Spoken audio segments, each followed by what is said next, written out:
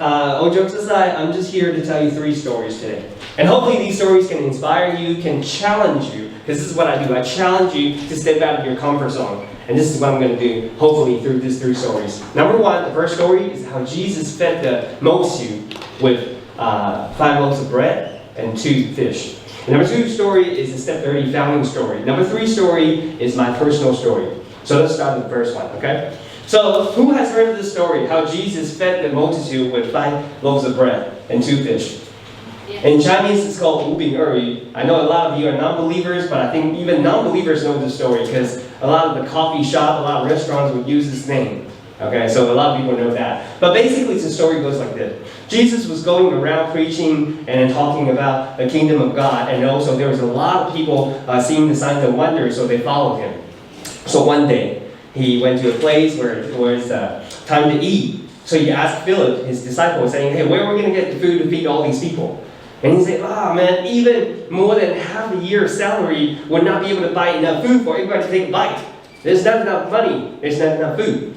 And then there's a young boy here, had 5 barley loaf, and then 2 fish. So he took it out, and then people said, this is not enough. We got 5,000 people here. That's never enough. So Jesus asked everybody to sit down, and then he blessed the bread, broke the bread. Everybody got something to eat. Everybody got something to eat. Pass it around. And then the whole 5,000, the whole crowd was fed. And then he said, don't waste any food. So collect all the leftover, and then filled up 12 baskets. People were surprised. They were shocked. And they said, this is the true prophet that has come to us. So this is a story of Wu Bing Er, very famous in Taiwan. Around the world, actually. So what does that got to do with Step 30? I'll connect the dot later. So let's jump to the second story. Step 30. Now, Step 30 literally in Chinese means 救血救命, which means old shoes save life. I'm curious, who here speaks Chinese? Can you raise your hand? Okay, most of you do. Who here has heard of Step 30 before you came here today? Alright, good. Who here has donated shoes to Step 30 before? Okay, cool. Thank you. Alright. Take this. Alright. So today, the second story is about Step 30. But before I even started the story, I want to tell you guys something. You know, because of this ministries, my wife and I and my 4 kids, I got number 4 kids just popped out last month. But anyway, the first one, second one, the third one, we all lived in Africa, back and forth in Kenya. So, you know, every time I travel back to Taiwan, my friends will gather around and be like, hey, how have you been the past 6 months or a year or whatever amount of time? So, how's everything? Oh, man, is life really tough there? Do you have water? Do you have enough food? Let me buy you some bubble milk tea. And one of the questions they always ask me is, hey, Eugene, is Africa really hot? Now, I'm going to ask you, do you think Africa is hot? Do you think it's hot? Raise your hand. If you think Africa is not hot, raise your hand. Depends where you live. That's right. That's the exact answer, right? Because I never knew how to answer that question. Because in Africa, there are 54 different countries. So geography, climate, the economic situation are all different. You know, there are parts of Africa just like how you imagine it. You know, desert, hot, kids are sick with parasites in their stomach. But there are also parts of Africa that has ski resort. There are a lot of African cities where Africans are inside driving Ferraris. Richer than you and I.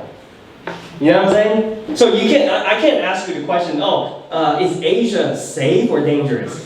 That depends on where you're talking about. Like North Korea, South Korea, Japan, Cambodia, it's all different. Why did I say that? It's because a lot of times NGO workers come back to Taiwan, or missionaries come back to Taiwan from a certain tribes in Africa. They would tell those horrific stories and crazy stories, and then sometimes the crowd will be like, wow, everybody in Africa is hungry. We gotta go help them. I mean, we're not lying. Yes, these stories are the story that we have encountered, but it doesn't represent the whole African continent. Okay, so I just want to throw it out there before you even start the story. Now, everybody knows what we do in Africa and in a lot of different countries. You know how many pairs of shoes we have collected and sent over? Take a wild guess. 1 million? 1 million. A little bit more than that. 10 million. 2 million. A little bit more than 2 million. That's how much we have sent. Okay. Clothes, shoes, and a lot of things. And do you know how we collected so fast? Let me show you an illustration. Can you tell your neighbor, tell the person sitting next to you how many pair of shoes you have? Let's count it. I'll give you 10 seconds. Let's count it. Okay, including sandals, flip-flops, rain boots, snow boots, high heels, everything. Let's take 5 seconds, count it all, and then tell the person sitting next to you how many pairs of shoes you have.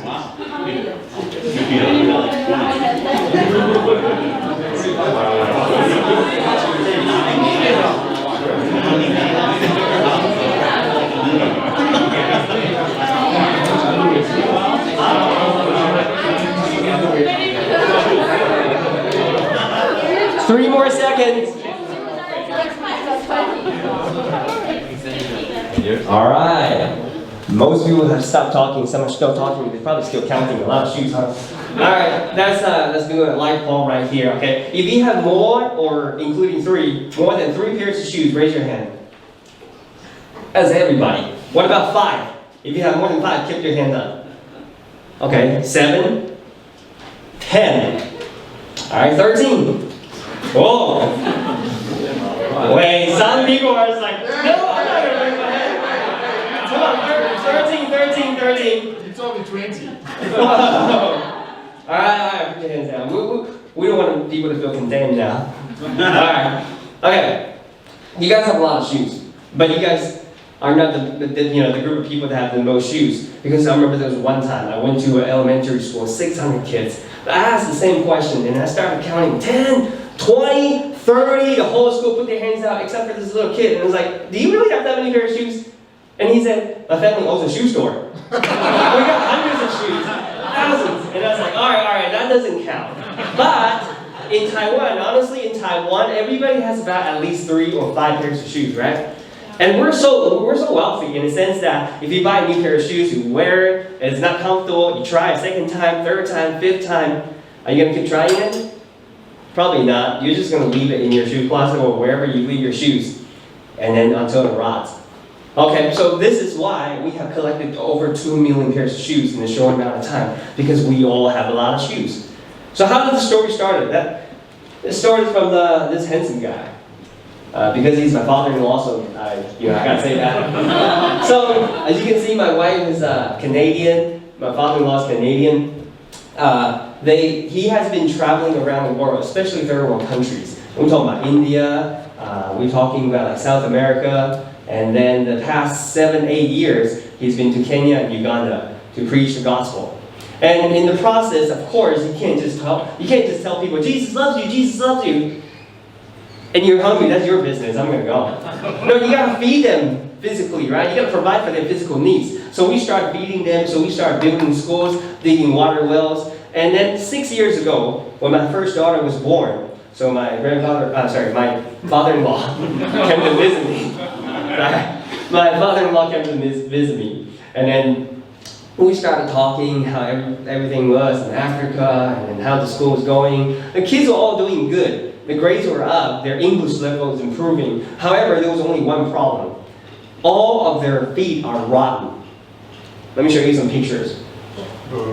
Now this is at the beginning stage of the infection. What happened there? Because there were so many little parasites called jiggers bury themselves in the ground, and then they will bury themselves into the kids' feet. And then the male one will start sucking blood, and the female one will start laying eggs. So at the time you get about 20, 30 eggs in your feet, your feet start getting really itchy. What do you do when your feet's itchy? Scratch. That's right, scratch it. What happens if you scratch it and it's still itchy? Burn it. That's right, keep scratching it. You don't cut it, you don't burn it. But anyway, our local kids, after they keep scratching and scratching and scratching, there's nothing they can do. They will get a needle out and then start digging all the eggs out. Now, do you think the problem is solved? Let me tell you, when the eggs are out, yes, they're not going to be, multiplying anymore. However, there's another problem, is that when your wounds are open, you're still bleeding, you got to step back into the dirt, into the ground. That caused a lot more bacteria infection. So the severe cases, we actually had to amputate their legs, or life-threatening situations. So when I heard about that story, what do? There are parasites in the ground. How do you prevent it from going into your feet? Shoes. That's right, wearing shoes. So my father-in-law, he started buying shoes from Canada. He started putting them in suitcases, 1, 2, 3, put them in all the suitcases and bring them over there. And then he would get the little kids to line up to the big kids. And then he would give the shoes, and then he would stop. You know why?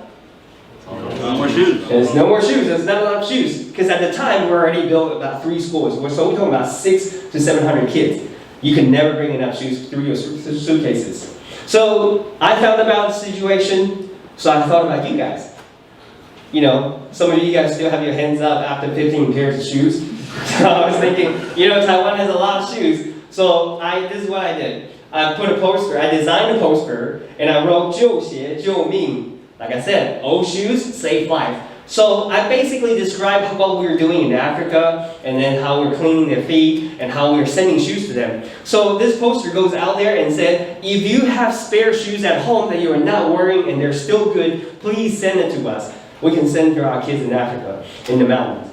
And then the poster being reposted 1 time, 10 times, 100 times, 1,000 times, 10,000 times. So I was shocked.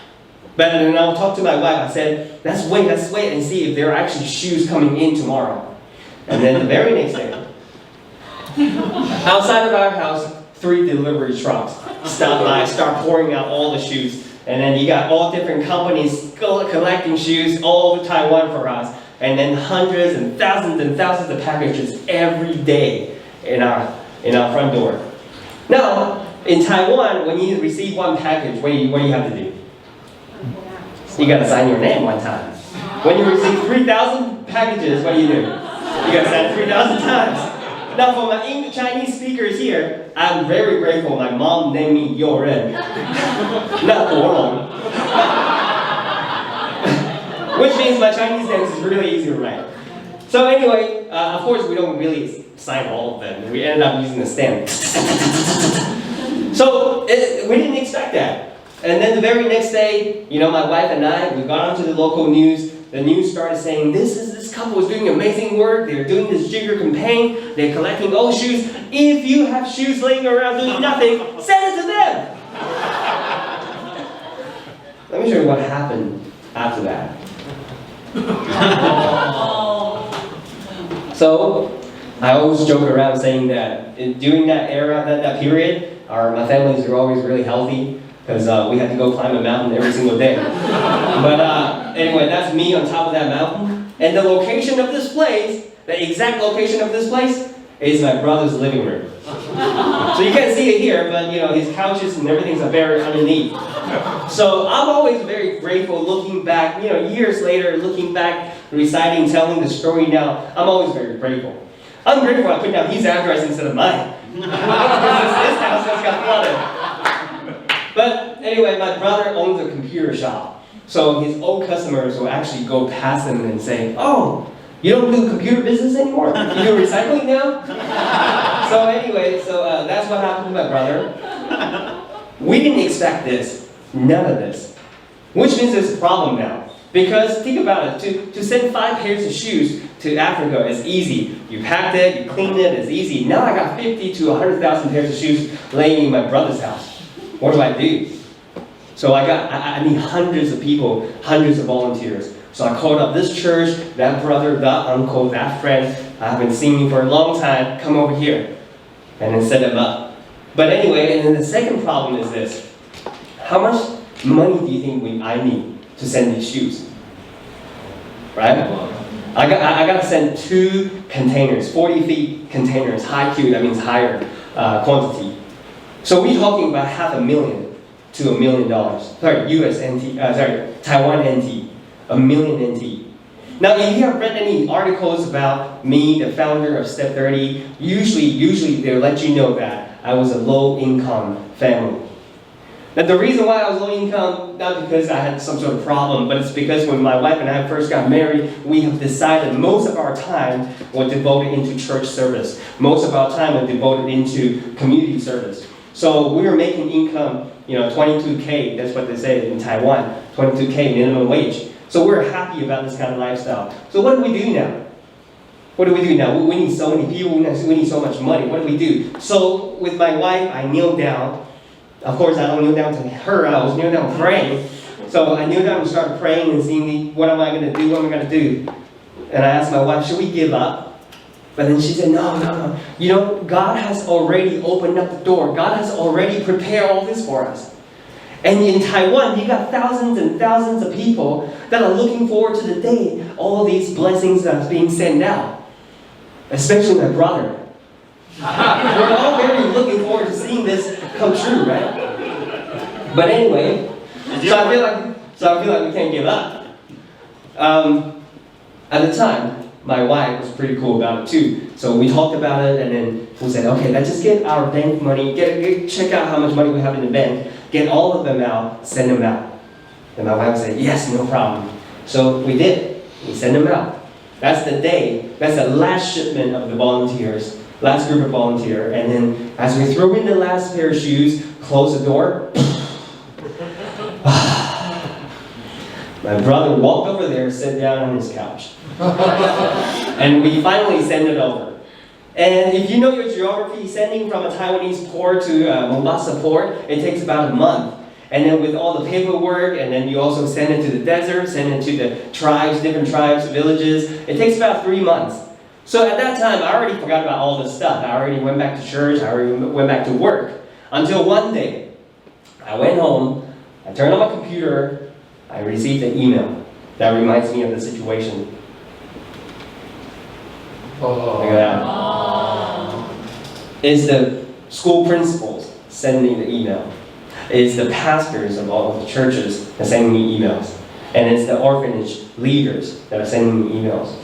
So I was so moved. Because not only I'm receiving all these pictures of those kids wearing our shoes, but I'm also receiving stories. You know, pastors will tell me that this kid, he was severely infected by jiggers, and then now he's cured, and now he's wearing the shoes. And this kid, he has never worn a pair of shoes in his life, so he's got his first pair of shoes. And this kid got kicked out because he was infected by his family situation where he was in fact HIV positive, AIDS. So he got kicked out of his village, nowhere to go, but now he's with me. And we got your blessing, clothes and shoes. Thank you so much. I was so moved every single day. I would go home, turn on my computer more and more and more. Not only those kids though, see Gladys, she hadn't worn a pair of shoes for like 9 years. And I remember the story that she was praying with her husband, thinking, what are we going to do? We don't have enough food, we don't have enough things to wear, or clothes. So they prayed, and the very next day, somebody knocked on their door and saying, these are shoes and clothes from Taiwan. We are her answer prayer. And that was awesome. So stories after stories, I went over there myself. I got to see this, I got to see this. So I went over there, and I remember the first village, I went out there handing out shoes, handing out clothes, and as I turned around, getting ready to go, and I look at them for the one last time. Nobody's wearing shoes. What's happening here? I just gave you guys shoes. And then I called the pastor. I checked out with him. And it's like, what's happening here? And then he said, you know, it's November, end of November. In a couple of weeks, it's going to be Christmas. So all the moms, they never imagined they could have given their kids this kind of present. So they packed it away and get ready to give them the best present of their life. I was like, wow. I didn't know they were going to look at these shoes like that. I have given out shoes, like I kneel down, you know, try the shoes on with those little kids, and I stand up and I said, what do you think about the shoes? And then they said, this is really comfortable, this is really good. And I said, does it fit you? And they said, yes. I said, this is yours, you can take it now. And then they would be like, oh really, thank you. Oh, thank you, I'm gonna go now. I'm like, wait, that's for you to wear. And then I found out why they take the shoes like that, because they have to walk about 30 to 40 minutes to school every single day. So imagine they only have one pair of shoes. Of course, they're going to hold it and then take it to school, wear it there, and then take it off and then bring it back. So they can last for 4 years, 5 years longer. I was like, wow, this is so cool. And I got some stories that are really cool. You know, when we were there cleaning up their kids' feet, cleaning out the infection. I remember this one kid, he was in grade 3.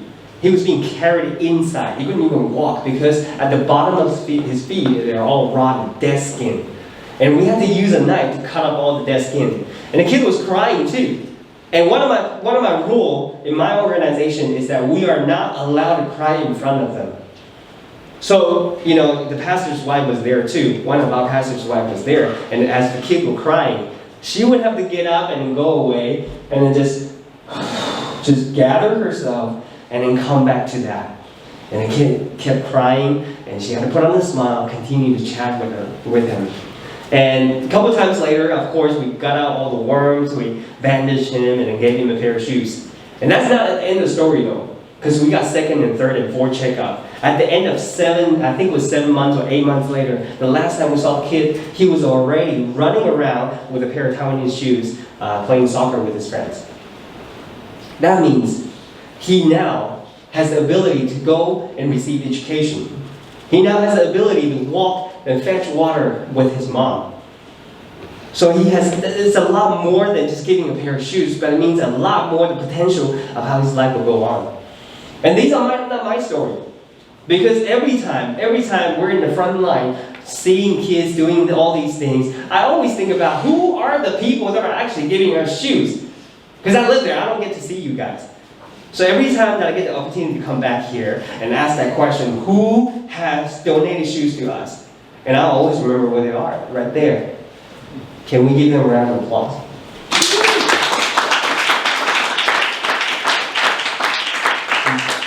Everything I just said, all the story, all these lives have been changed, it's because of them.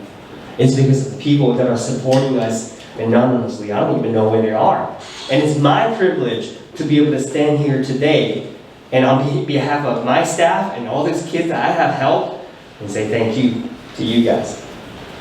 So you can imagine it was awesome for me at the time. It's like, oh man, this is opening up my life. And then I come back to Taiwan. Of course, 50,000 pairs of shoes is a lot, but one village, one school, one mountain, one tribe, and then after all that, what would happen? We'll still give all of them out. And then this time, some of my friends will pop up and say, Eugene, you should keep doing it. This is a meaningful thing. You should keep doing it, helping people's life. And I said, it's easy for you to say. You're not the one who's working, climbing those mountains. No, but then I found out they really want to help. They would say things like, oh, I'm a school teacher, right? I can get all my students to go and help do volunteer work. I'm a pastor, right? I can fundraise for the collection, So, and then I also have friends who call me saying, hey, I know some shipping companies. Let me make a few phone calls, see if I get a discount for you. I realize people want to do this together. They actually want to be involved. So pretty soon, my wife and I, we decided to continue to go with this, start an organization. 1 month, 2 months, 3 months later, I turned around and talked to my wife. I said, hey babe, I think we should move to Kenya to live there. And my wife said, sure. The reason why is because I just can't sit in the Taiwanese air-conditioned room and to decide what we want to do there. We gotta be in there, immersed in their culture, understanding their struggle, understanding their situation, come up with a better strategy. Do you agree with me? Yeah. So my wife at the time, she only had, she was a new mom because our firstborn was only 1 year old, so everything was still new for her. But with our 1-year-old daughter, she packed up everything. We moved into the village. It was cool.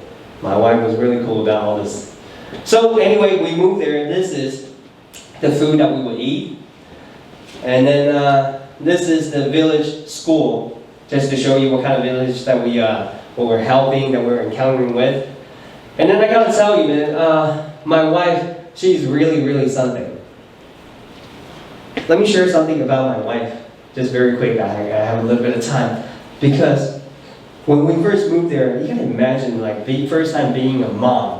A Taiwanese girl would know this. Like, yeah, man, you can't touch that. You can't eat this. You gotta be careful and everything. This is kind of sharp. I don't want this to touch my kid.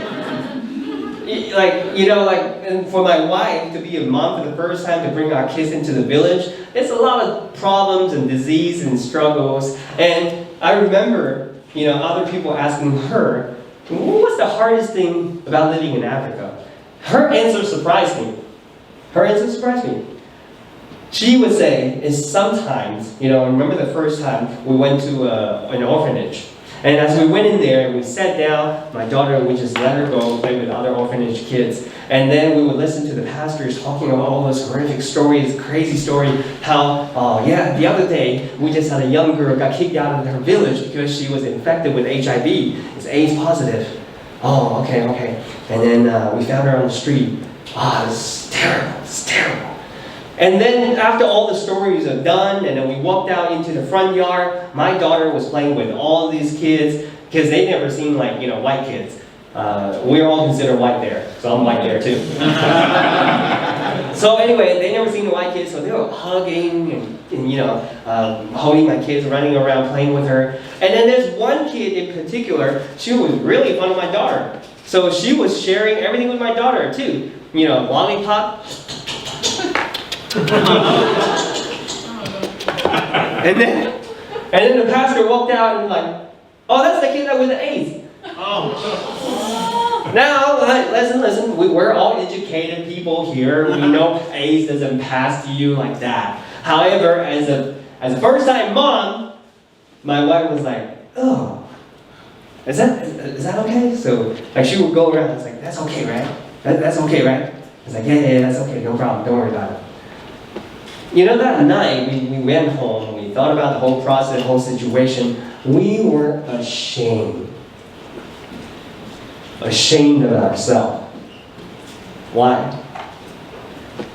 If we were the people thinking that we're going to go help them better than their life, and then we're the one that are judging them because of their past and situation, we're viewing them any less than we are, protecting ourselves away from them, what kind of Christian are we? So my wife and I, we repent. We think, how can we expect their village to love them unconditionally when we're showing examples like that? So there's so much we have to learn. There are tons of stories how we have to choose to protect our daughters, protect our life, protect ourselves from diseases, and also at the same time to learn to immerse into them, to learn from Jesus' example, to be a part of them, and to respect them, to love them unconditionally. It's a never-ending lesson. Anyway, the stories are too many, so let's move on with the main storyline here. As we continue to live there, Taiwan continued to collect more shoes. See, I've learned a lot now. Now I don't flood our house, we flood other people's school. So these are school collecting shoes, a lot of shoes, tons of shoes. But as we're doing all this, let me ask you one question. What would happen if I continue to freely give shoes, to give and give and give and give and give and give? What's going to happen to the ones that are receiving it? Too many shoes. They will expect to get without doing any work. That's right. They get lazy, dependent. It will kill their self-sustainability. They'll be very dependent on us. Do you think we should continue to send shoes over? Yes. Yes? Yes. You think we should? Yes. This is one of the little girl in our school. She was starting from the bottom of her feet and then get infection, started going up to the calf and going up. So it sometimes can get very dangerous. So, I was telling the other day, just talking to a lot of people about how the sustainable solution is education, is all these things. Yes, giving shoes is short term. Yes, sending a medical team is short term. But have you ever tried to talk to somebody who is paralyzed, infected with disease? Have you ever tried to talk to them about 20 years financial development? It doesn't make sense. They can't even get out of their own bed, right? So I'm not saying you got to choose short-term solution or long-term solution, but I'm saying maybe you can do both. So right now, get them up, help them, send medical teams, and then you talk about long-term solution, which is finance, which is education. So that's what we're trying to do. So as we're trying to give out the shoes, we thought about something that we could do. We said, hey kids, why don't you go outside? There's a lot of trash laying around here. Why don't you go outside and collect trash? And give me a bag of trash in exchange for a pair of shoes. So we got thousands of kids going out picking up trash. And then one day we cleaned up the whole village. And then we started to realize, hey man, this is a good way to teach them about work ethic. This is a good way to teach them about recycling, bacteria, germs. And this is also a good way to show them that God cares about you. Otherwise he wouldn't send us here to show you this kind of love. So then we started to do this. Like, okay, this group of people, why don't you go outside to plant some trees to work with the government? We work with the government. So if you plant 20 trees, we'll give you a pair of shoes. Now this group of people, we're going to build a little bridge here. So if you come out tomorrow and work 8 hours a day, we'll give you a bag of shoes. Now this group of people, we're going to build a school here. So we need a lot of people carrying bricks and stuff. So why don't you come outside and work with us for a week, then we will give you 2 bags of shoes. See, shoes are still being handed out to take care of their deepest problem, but infrastructure is also being built, which is going to cause a long-term effect, right? This is exactly what we try to do. And then we started building schools.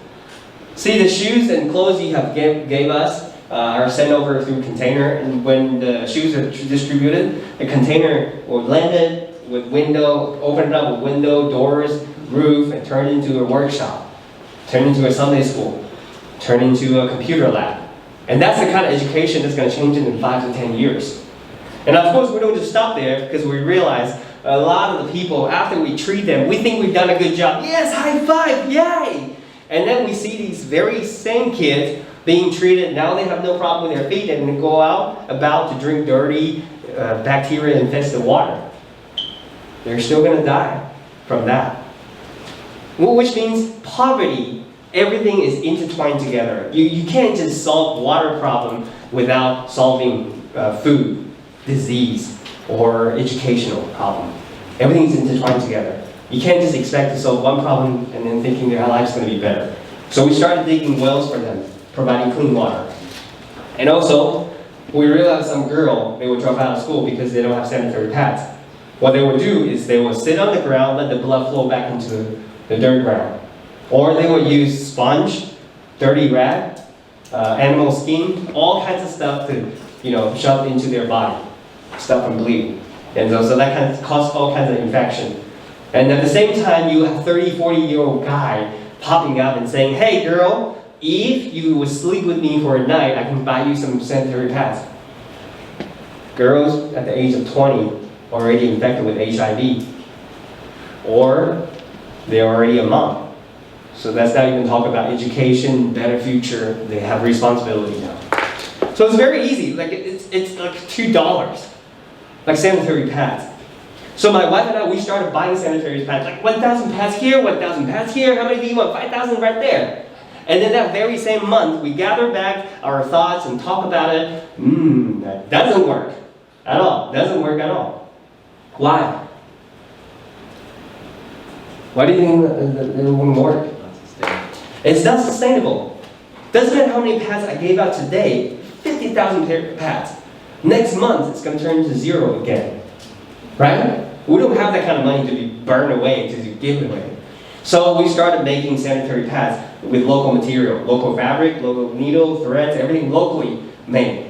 And then these women, they started learning how to make it, and then they go out about to teach all these hundreds of kids how to make them, and then they would jump to another school to teach them how to make it. While all this is happening, they ignore our organization.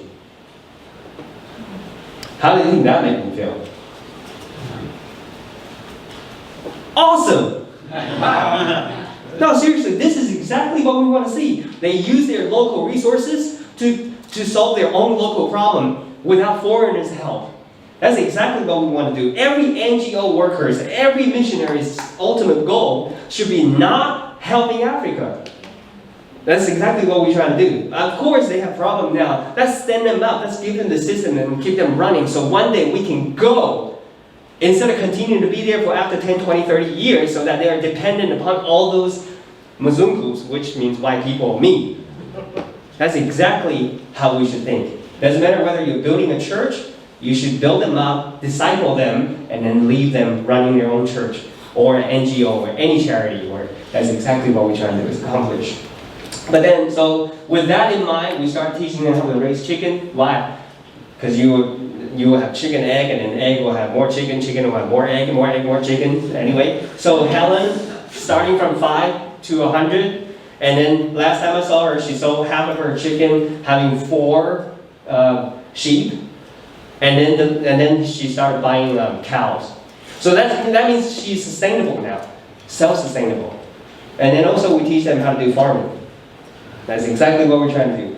So anyway, there's a lot of other things that we have done to take care of the street homeless people in Taiwan, suitcase project, backpack project, and then on the bottom right, that is our core right there. Can you tell what it is? That right there is pastors and pastors' wives. I know some of you guys are Christians, some of you guys are not, but this is, a lot of times, this is the core of what we're trying to do is we are managing, we're helping about 120 house church pastors. Which means in the Taiwan news, they would tell you they have given out 2 million pairs of shoes. They have built X amount of number of schools. But the news is they're not going to tell you all these shoes are handed out by our pastors. All these schools are hosted by our pastors and disciples. Which means I don't see 2 million pairs of shoes being handed out as a charity. I see 2 million opportunities to preach the gospel, to change people's life through the gospel. We have seen villages, they wouldn't want to hear anything about Jesus, but because of all these wells and water and all these things that we have done and brought into the village, they started this little Bible study group and then turned into a church. And that's exactly what we're trying to do, is to advance the kingdom of God and show them the love of the gospel. And that's exactly what we're doing here. Now, of course, we also do a lot of work in Taiwan. We have worked with hundreds of kids in Taiwan, hundreds of schools in Taiwan. So we're talking about more than 10,000 kids. And then we have also sent hundreds of people to Africa. Now, a quick question. Who here in their lifetime would like to go, like at least one time, just to go to a third world country or a village or a tribe or anywhere, just to volunteer? Just to do some volunteer work or mission work? Oh, that's a lot. I'm going to hand you guys an application form later. No, actually, you can't go right now. All our mission groups are being, because of the lockdown, so we have to shut down the program. But in the future, if you guys would like, you can go online to apply for it. We have this group. Every month, we send out a group of people. It's really interesting. Whether you're going there as a volunteer or you're going there as a Christian mission, short-term mission personnel, it's all very interesting. For example, you see how we go there, baptize people? This is part of our mission work, what we do. In Taiwan, when a pastor wants to baptize somebody, they will, what do you think they're going to do? Teach them the Word of God, and then at the same time, they will check the water temperature, see if it's okay to baptize, to dump somebody into the water. But for us, when the seasonal river comes out, because it's seasonal, sometimes it's dry, sometimes the seasonal river will come out, what we would do is we have to first go in and check, is there crocodile here? Just to make sure everybody's going to survive this. And then we would dump them into water and get out of there. I mean, a couple months ago, I was there. It was interesting because in Christianity, we're taking this very seriously. And then in a sense that baptism cleans your soul, cleans you up. And then I remember I was baptizing a couple people there. I remember this one lady walking in there. I was like, are you ready? Are you ready to be cleansed? Yes, God loves you. And then, because we have already done this, making sure she's genuine and wanted to be baptized. So I did it. Man, she's filthy, because the water is dirty. So it's just like really filthy. I was like, okay, spiritually speaking, you're clean, but you gotta go home now and clean yourself. Anyway, so I thought it'd be really, really cool. I thought it would be really cool just to get people to get out of their usual church lifestyle or church programs and systems to experience different parts of the world, because God is doing amazing work in different circumstances. Church runs in so many different ways around the world, so it's cool for us to see it. It will expand our horizon. And this is what I do. I go around to different schools to talk about Jesus, to share a lot of things. And, wherever I go, I will usually generally be very bold about my faith. I will go there and straight tell them, I'm a Christian. The reason why I can do this is because God saved me. So we get to all do this together to help other people. And the teacher sometimes will be like, hey, is he talking about Jesus in our school? Is this okay?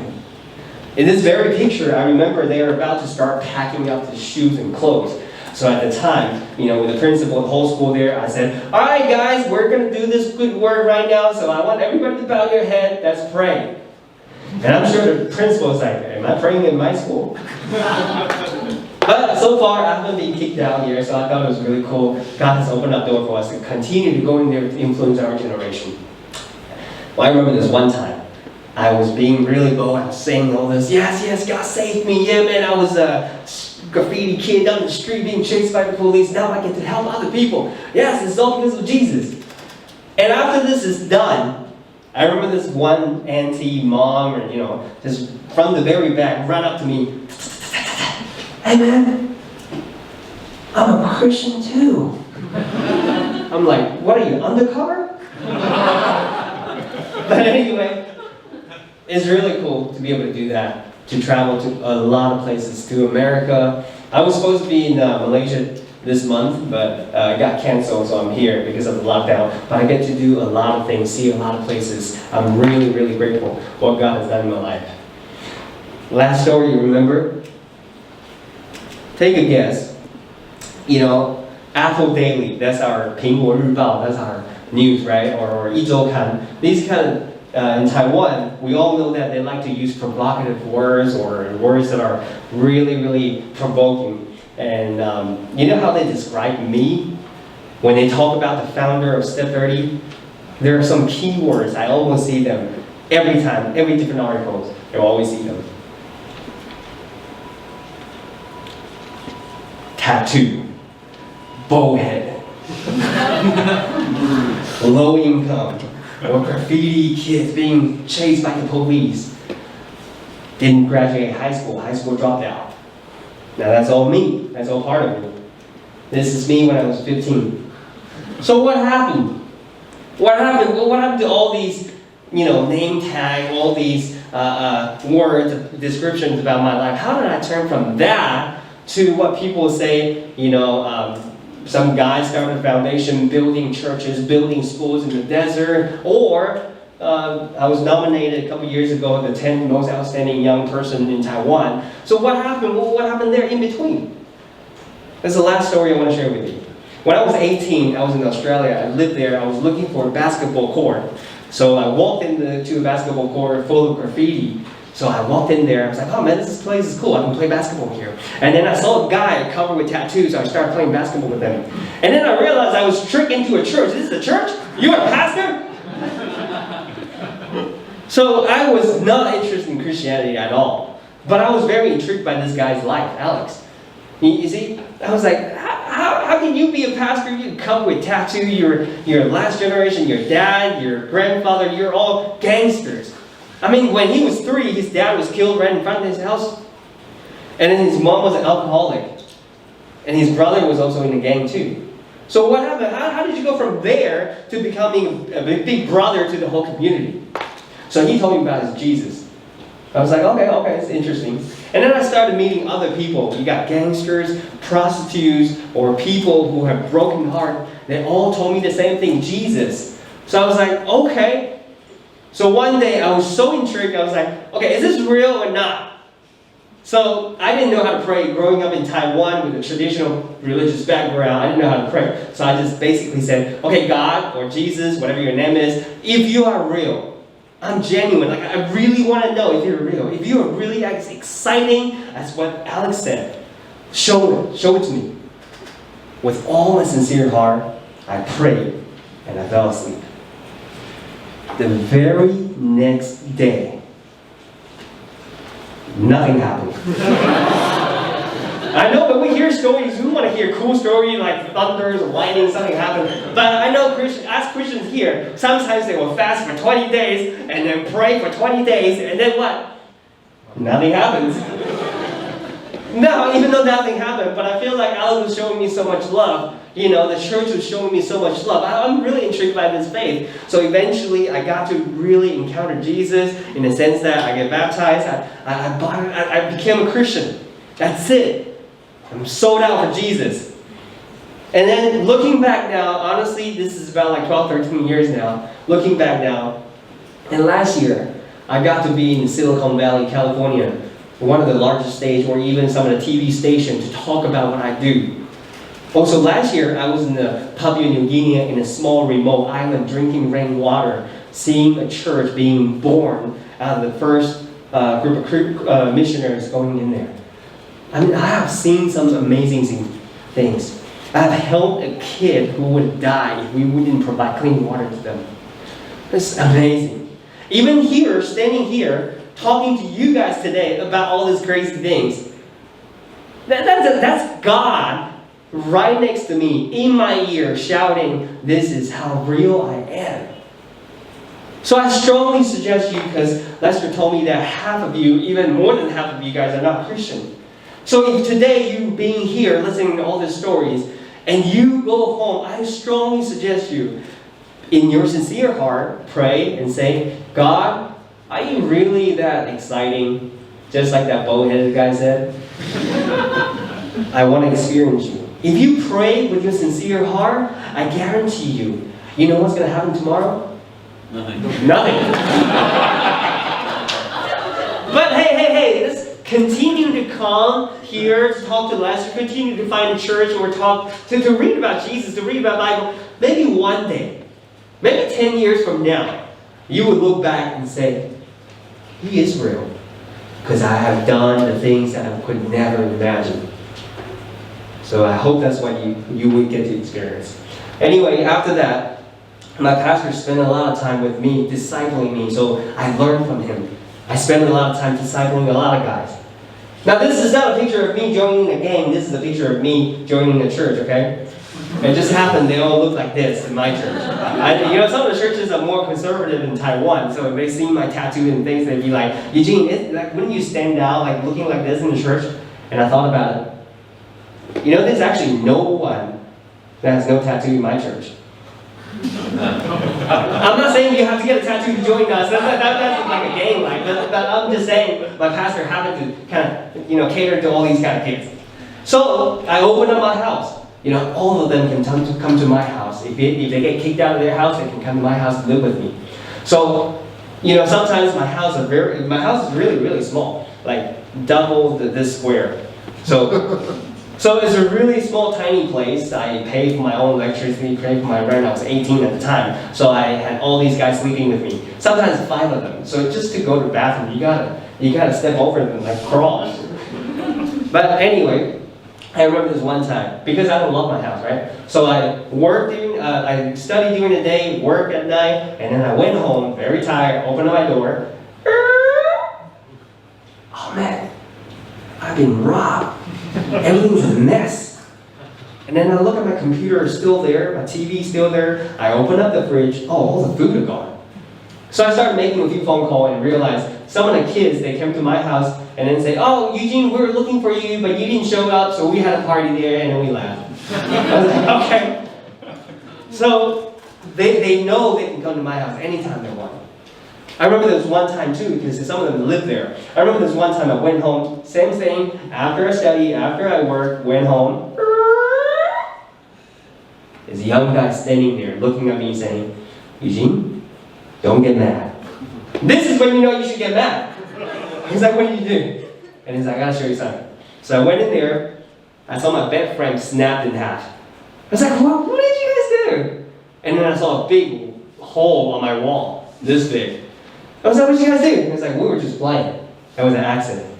But he said, this is what he said. He said, okay, that's okay, but I can fix it. I was like, you're not a carpenter, how can you fix that? So what did he do? In Australia, there's a lot of people throwing out their old furniture on outside of the road. So he went outside, picked the bed, and put it in my house. I was like, Eugene, why don't you sleep in this? So I slept on it for years. And he's like, what are you going to do with a big hole in my wall? I was like, I got you. So he went to the shopping mall, he stole the baby poster and posted on it. So some people who didn't know me, it's like, oh man, Eugene's so loving, he got a baby poster on his wall. But anyway, these are some of the stories that happened, while I was trying to help these kids get out of their own lifestyle. I mean, it's rewarding though, eventually it is rewarding, because seeing those kids get out of their lifestyle, their gang lifestyle or alcoholic lifestyle, and then being able to stand on the church stage and talking about how they can help other people. It's really rewarding. And sometimes they will say things like, if it wasn't for Eugene, I don't know where I would be. So thank him and thank God. So that's the time when I realized, man, you don't have to have a lot of money. You don't have to have a big title. You don't have to have anything to be able to be used by God to help someone. So I decided, I want to go back to Taiwan. There's a lot of kids, they don't know where they're going in Taiwan. There's a lot of people that needs, help or never heard the gospel in Taiwan. So I bought a one-way ticket. I talked to my mom, I called my mom, and then I called the landlord. I said, landlord, I'm going back to Taiwan. So of course my landlord showed up. And I said, landlord, don't get mad. So I handed him back the house. And I came back to Taiwan.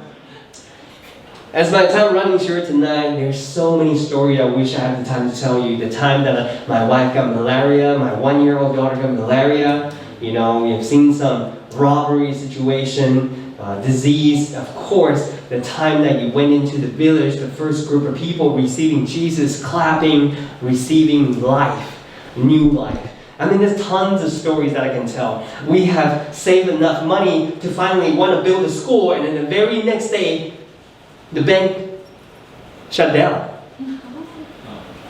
And as we pray, ready to give up, thinking maybe this is, we've done everything that we can. Let's rest. And then the very next day, somebody donated $1 million to us. That's when I realized God doesn't want me to rest. But anyway, there's tons of stories that we can tell, but we don't have enough time. And as I always share with stories with a lot of kids, they always say this to me. They say, Eugene, man, I have been your friend for 2 or 3 years, 5 years, but there's still a lot of stories I didn't know about. I'm hearing this for the first time. I want my life to be full of stories like yours. It's so cool. And this is what I always challenge them.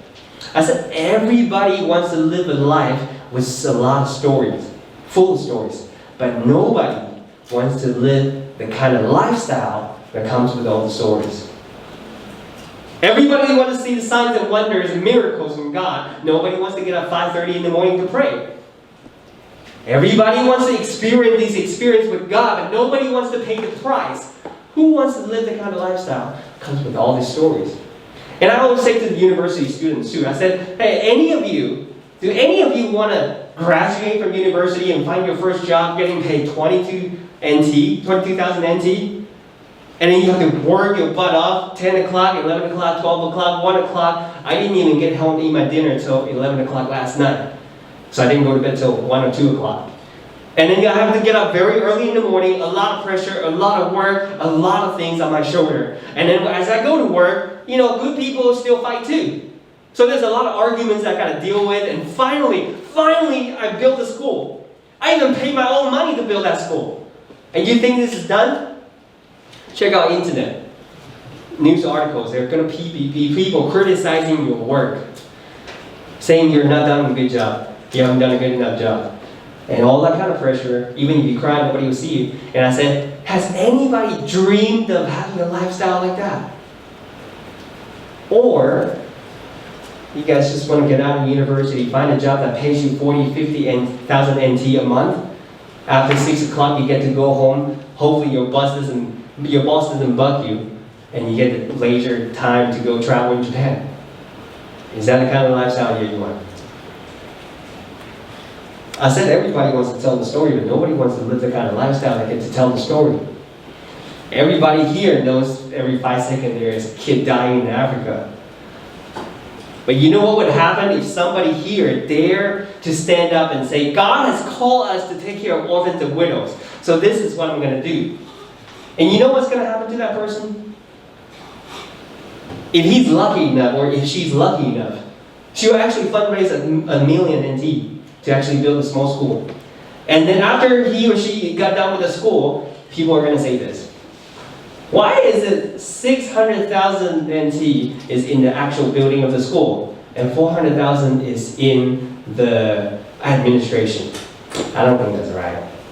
Hey, how come there's more kids here and there's less kids here, but you're giving more food here? I don't think your distribution is right. And these kids are dying because of the lockdown, and the food that you're giving them is not nutritious enough. What are you doing? There's going to be all kinds of criticism when you stand up to do these things. And you know what the crazy thing about this is? 98% or 99% of people hearing all the stories, we know people are dying. We know people are hungry. But we just choose to go home and watch that TV. I don't care about them. I don't give a rip about them. You know what's going to happen to those people? Nothing. You do your 9-to-5 job. You travel to Japan to play and go home and watch TV. Nobody's going to criticize you. It's the one that stand up and answer the call of God to take care of orphans and widows, to actually want to do something about this community. It's those people that will be criticized. So do you dare to do the right thing? And the reason why I said this is because I really want to prep you up and get you ready. If you ever want to do something good for God, you got to know this is coming. So when you get beat down, you're ready to get back up again. And as you struggle and on the brink of breaking down and still holding on, that's when the good story comes out. That's when you will collect the stories that nobody will be able to tell. And I pray you will be able to tell the story that nobody is able to tell. One last story for you guys. This is my first time being in Africa. I was talking with a bunch of pastors, Pastor Isaac being one of them. And this is Pastor Isaac's wife, Paris. Paris was in charge of the milk tea. So this is my first time, years ago, first time in Africa, drinking first cup of milk tea, Kenya. So I took a sip. Blah. I was like, man, what is this? It's so sweet. This is like bubble milk tea times 3. It's 3 times the sugar. And then so I put it down. I took a picture. This is so sweet. I got to take a picture of this. And then Paris tapped on my shoulder. Hey, young man, you see that? You see all these kids crossing the road? They haven't eaten for 3 days.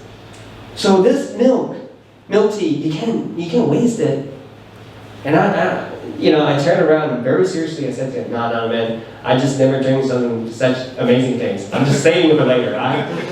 So of course I drank it later. And then she became my very good friend. We studied culture together. I started learning language and all that. And then I moved there too. So this is my wife right there. She's pregnant with twins. And then this is Pastor Isaac. This is Paris right here. For my Taiwanese friends, a lot of times African ladies change their hair and you can't recognize them, but this is Paris. So she's pregnant at the time too. And then we decided to come back to Taiwan to give birth. So we came back, we flew back here, we gave birth to twins, second and third born. And then the second born looked like Caucasian, the third born looked like Asian, so God's very fair. And then a couple months later, I received an email from Paris. Paris saying, Eugene, we gave birth to a baby boy. I was like, yeah, awesome. And then 3 weeks later, Pastor Isaac wrote me a letter. I was like, this is strange. Because usually it's Paris that were, writing an email with us. So as I opened up the email, Pastor Isaac said, Eugene, quickly pray for Paris. She has cancer. I was like, wow, this is unexpected.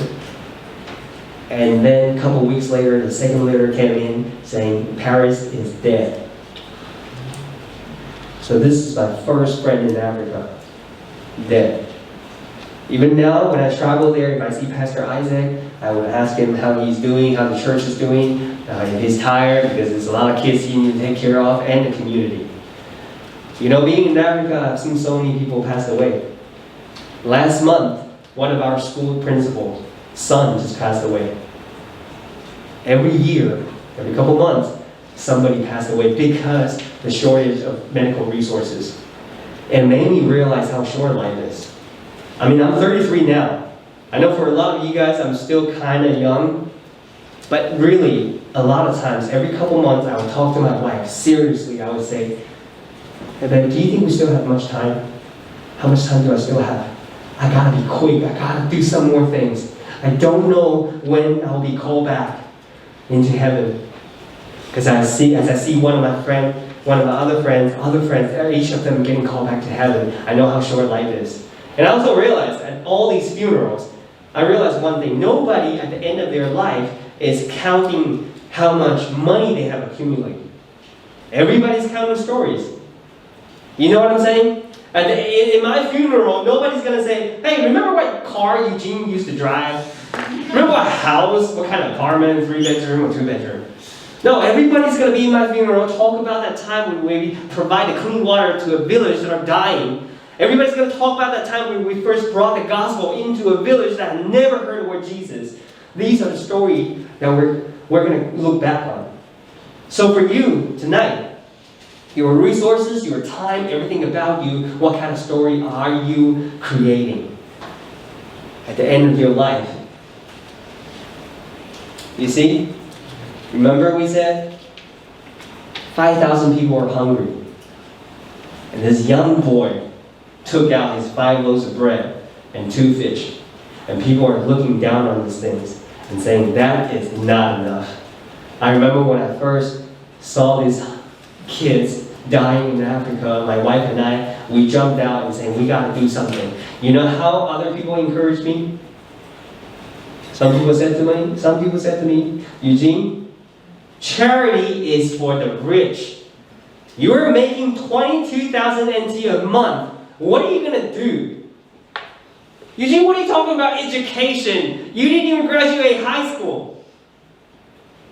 No, we're simple people. We're dumb enough just to give everything that we have into the hands of God and see Him multiply and multiply and multiply. So now we're co-working with hundreds of churches, hundreds of thousands and thousands of volunteers, building schools, sending 2 million pairs of shoes to all different kind of countries in Africa.